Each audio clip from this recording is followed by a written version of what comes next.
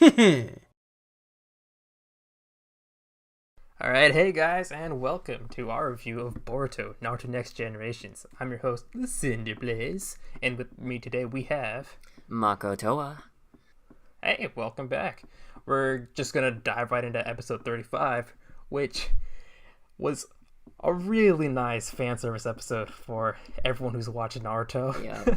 Yeah. Just seeing, it was a parent-teacher conference setting for this episode, which means, hey, we get to revisit those parents from all the little guys that we know right now. I mean, like, even if we didn't get to hear them talk or anything, like, every single one of these guys was on screen. At least every single one of the what are they called? Rookie 9 or something? Rookie 11 or something? But everyone that had kids, we got to see this episode. Yeah. So, hey, we even got to see Kiba, and he didn't even have any kids. Yeah, he was just a cameo in like a dog commercial or something for food. That was great. I did not expect to see him this episode whatsoever. Yeah, I'm so glad they included him because I wanted to see a little bit more of him, despite how much I hate him. Yeah, it's not the same. We even got a reference to Neji this episode. Yeah, that was real saddening. It was sad, but it was also nice, and getting to. Like, every single... I think they probably went out of their way to talk about every single one of them. Except 1010. Oh my gosh. Oh no. Yeah, which is kind of funny, but like... Wow. I'm alright with it, you know? Unless 1010 is the mother. Of Metal Lee? Of Metal Lee. It could have. It could be it. It could be true. Yeah. It's possible because he uses a lot of weapons, Yeah. but like part of me wants to believe that it's not for now, just because I don't think we really need that interaction. It just feels too weird. Yeah, I don't know. Yeah, yeah. One thing I really go ahead. Go ahead. I'm just babbling. One thing I really like about this episode was that it showed like the times changing from what we had in Naruto. Like, yeah, it's already really evident that we're in a more peaceful time, and you know the Shinobi nations aren't like really antagonistic towards each other. They're in a giant alliance, so the need for assassins and ninja doing ninja things is kind of put to the wayside at this point. It was interesting seeing how like a lot of people are saying, oh, we're gonna go to the academy, but only so that we can like have the credentials for being a really good at learning or whatever, or also just having those ninja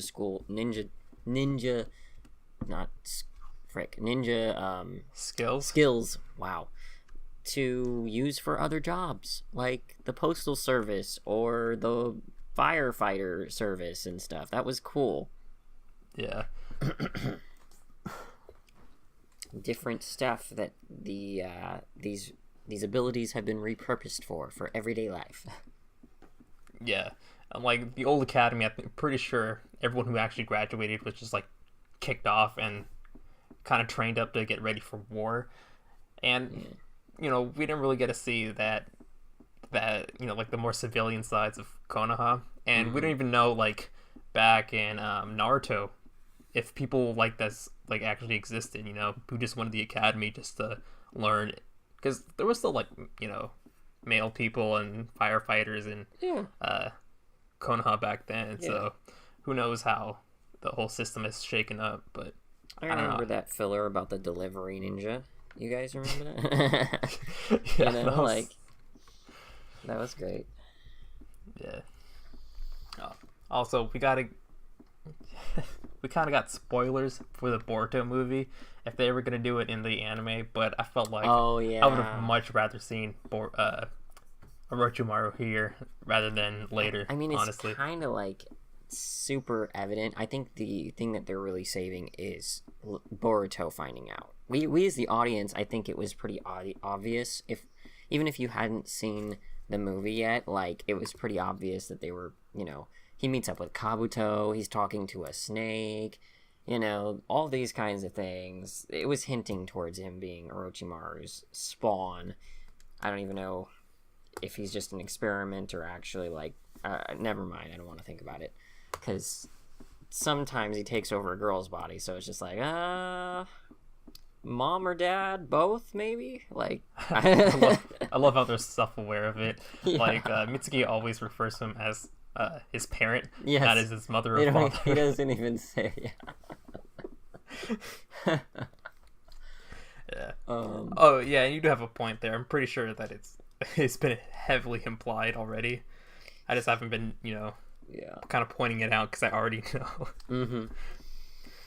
Although, shoot, what was it? I kind of wish that they like kind of taught Boruto more about the history of the Hidden Leaf, just so he can kind of relate to like Orochimaru and like the past of his like father and Sasuke and the old Team 7. Well, I think now, like, remember in the movie, or maybe it was said before, but I think it was really in the movie that, like, I guess this is spoilers, but if you haven't seen the movie or whatever, but like Boruto eventually figures out who he wants to be, sort of, to an extent, because he starts to idolize Sasuke. Yeah. Which is funny because, the kids idolized the parents' rival. Not they don't idolize their parent. They idolize the rival of their parent. Being Sada and Boruto, which is interesting. And like also just the whole dynamic is so different. It's cool seeing that Boruto is like, he doesn't have any of the same issues that Naruto had going up in the academy. He's got plenty of friends. He's doing well in all of his classes. But then at the same time, he doesn't have that same goal driving him like Naruto did. So it's like, if you divvy up the stats on like a if they were playing cards or Pokemon, you'd be like, okay, Boruto has the natural talent and the social presence just fine, and then 0 in the goal oriented motivation, and then like you have Naruto and he's like all goal oriented motivation, and then like not very naturally talented, and then 0 friends for a while. But I mean, he's a lot of unnatural talent. you know what, you're right. Okay, I agree. Yeah, a lot of latent power just waiting for him to explode.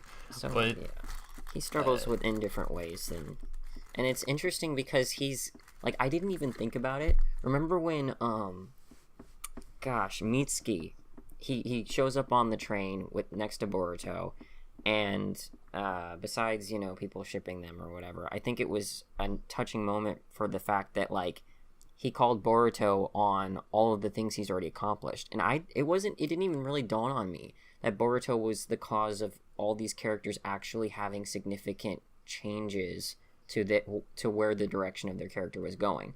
Like, for some reason, it didn't register that he had already changed the techie kid to make him want to be a ninja. He had changed bully guy who flunked a few years to actually be motivated and stuff. Like, he changed the girl with the purple hair who's like, was trying to take out Konoha, and now she wants to be a good person, right? I mean, she's always wanted to be a good person, but like, all these different characters he's already influenced. Even Sarada, just in this episode, when he was encouraging her to be more like the Hokage and get into people's business, take care of people, right? It's like, it's like, what kind of useless Kage would you be if you don't get like involved in this type of shit, So, like, wow, I didn't realize that Boruto had already done that much, and it actually makes me like his character more. Yeah. And like, despite how not like, it's weird because it's not the way like normal people would like describe the situation, but the way Mitsuki refers to Boruto as his light or like the sun, like it seems really weird at first, but if you actually like see the way that like Mitsuki handles things, and if you see the way that Boruto handles things, you can see like why Mitsuki would be like enamored by him in the first place. Like, he's been raised by Orochimaru. He does things in really practical, like the more measured type of way. And then you have Boruto, who's just, kind of just like going at it with like, not with his talk no jutsus. I mean, he has landed quite a few of them, But he's inherited the will of fire. I don't know. He's inherited the like kind of sensibility that Naruto had, you know. Yeah. Where he's like, You know? that's not right. You need to be friends with. You need to stop that. You know, like he knows. He's got a very good moral compass about him that he can like. And like it's surprising to me at times. You know, even Naruto when he was a kid, like he was more rowdy, and so he'd do the wrong thing just to like get attention.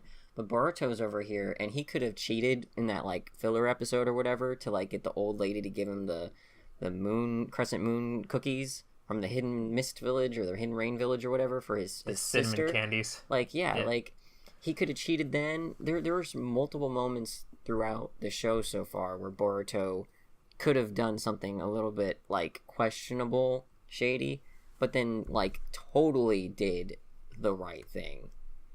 Yeah. Also for his character, like I think we like barely touched on it, but like his motivations as a ninja, like we already know, like he's that like shining light for people. You know, he kind of like brings that hope. Mm-hmm.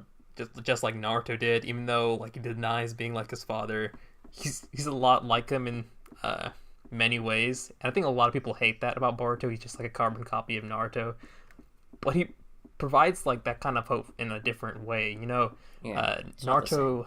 I mean, like they both like sympathize with people, but like you have to, you know, like that's not something that defines people in like specific ways. Just like everyone does it, you know. But Naruto would relate to other people with like his tragedies, and Boruto would kind of free them from like the burdens of the past, you know. Their own problems, yeah. Yeah, he kind of does things his own, like, okay, I'm kind of like, this is blabbering. Yeah. Let's just talk about, should we talk about the mystery character who went around taking pictures and recording video? We haven't talked about him yet. Oh yeah, probably the best part of the episode, right? In my opinion. Right? I can't believe we get to see him again, and like, it's funny, I was reading through the comments on like the Crunchyroll video, and someone was like, wow, this is how they're finally going to reveal Kakashi's face. And I'm like, bro, did you even watch the episodes where they already did this, right? I'm pretty sure. I don't remember watching it. I'm pretty honestly sure it was animated. I'm positive it was animated. It was sort of like a fillery episode, but it like was a sort of flashback to when they were kids. And it was another one of those episodes where they were trying to unmask Kakashi, and they tried to like sort of hire or have this reporter dude with the camera help out. So it turned out to be Kakashi the whole time, right? But yeah, like go back and watch that, man. I do not remember what you're talking about. It was good. Like this is the first time we've seen Kakashi with his mask, I think. So then you got to experience the full surprise. You didn't know it was him, did you? I did, because I go on YouTube and it's like, oh my god, look at Kakashi doing this. I'm like, all right, never mind. Well. GG. Game over. Yeah, but like that was a neat disguise. I don't know why he did that when he can just use a transformation jutsu. Right. But then again, I mean, like, if Sasuke was using his Sharingan, he would see through it and be suspicious. Yeah, but Sasuke wouldn't be here. I was thinking back in the Naruto timeline, but Yeah, like even people from the Hyuga clan can't use a Byakugan, and Sarada doesn't just use her Sharingan out of nowhere. So yeah, I think he was pretty safe, and yeah, that's about it. Mm-hmm. It was fun. It was fun seeing him back, and then getting to hear him like retone his voice back to that smooth,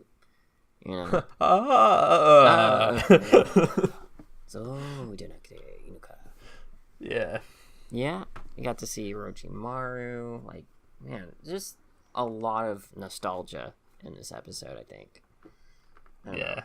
Also, like, one last thing I wanted to touch on. I think, like, that one small problem with, like, when one of the girls had to go, do something with their family instead of continuing on to be a shinobi. Like those types of like issues where people might actually like lose each other after graduation. It's like another one of those like somewhat realistic issues that they tackle in Boruto, which, you know, I'm kind of glad that they used like side characters for this one instead of like our main characters, just so we can have more cast to fall back on, even though I don't think we're ever going to see them again. It's still super surprising to me that they all show up in the opening, I believe. Yeah. Like a whole bunch of them, dude. There's over a dozen of these guys. And I mean, they're part of the academy team, but like they even interviewed a few, you know, like the bald one. He's like, yeah. He's a monk, dude. Yeah, that was great. That was great. So, it's cool. I like that, you know, they took the time to actually make these characters to some degree. Like, yeah. And I feel like once they become Genin, we'll have a lot of filler where we revisit a lot of these characters. Oh, no. Which I would love a lot, especially with, like, I was really excited about seeing the monk character because one of the filler arcs in Naruto Shippuden involved the fire temple, and I really enjoyed that one. Yes. So having Konohamaru take the team over there would be real awesome. That would be really cool because that's like that tie-in with the Asuma thing, and yeah, and they can even like group Shikadai's team in there. You know, we could have like an awesome arc for Boruto and the gang. Yep. Yeah. Yep. Do we have anything else that we want to talk about? I feel like we're going a bit over now. Going a bit late. I'm good. Yeah. I just maybe a little bit about super excited that they're finally becoming Genin, although I don't understand why it went from like, okay, all you have to do to pass is do one, you know, not was it a clone jutsu or was it just the imitation one where they just Yeah. So it's like it went from that to like when did things get this hard? Okay, fine, you know what, all right, just the sooner this happens, and maybe it'll be enjoyable, probably will be somewhat enjoyable, I think, but yeah, I mean, like, again, graduation exam, I mean, it can't be that bad. And also, like, Kakashi's proctoring it's practically it for the tuning Boruto exams at this point, because it looks like they're going to be doing like hand-to-hand combat and stuff, and it's like, okay, yeah, this is going to be a stressful situation where they have to fight. So yeah, but as soon as this is over, man, we're getting into like, okay, finally he'll be a Genin. Finally we can get into the Genin stuff, because how long is it going to take us to finally catch up to the movie, dude? It's going to take us a while, because if they're not even Genin yet, they're not even going to be close to getting tuning for how long? Who knows? I mean, Naruto had quite a bit of time before the tuning exam started, so I honestly don't mind. Yeah, I just like it taking that long. We still had that tease, remember, at the beginning of the first episode. It was like post-apocalyptic, like, you know, Boruto all grown up, Boruto Shippuden. It's like, man, we're not even getting a taste of that yet. But yeah, I feel like even episode 100 is too soon for that type of stuff. Okay. Shoot, we're good. I think I'm done. Yeah. All right, that wraps it for us. So make sure to like, comment, subscribe. All those. Check out all those links in the description down below as well. We have a Discord chat in there, and there might be some other stuff that Stratos put in. But you know, I'm not gonna go bother and check. You guys should. Yeah. All right. Later. Well, that's it for us. See ya.